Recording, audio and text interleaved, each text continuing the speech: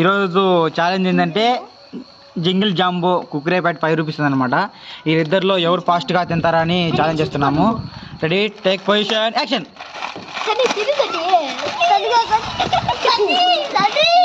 Claps claps only, claps. కింద పడకూడదు ఒకటి కూడా. రెడీ,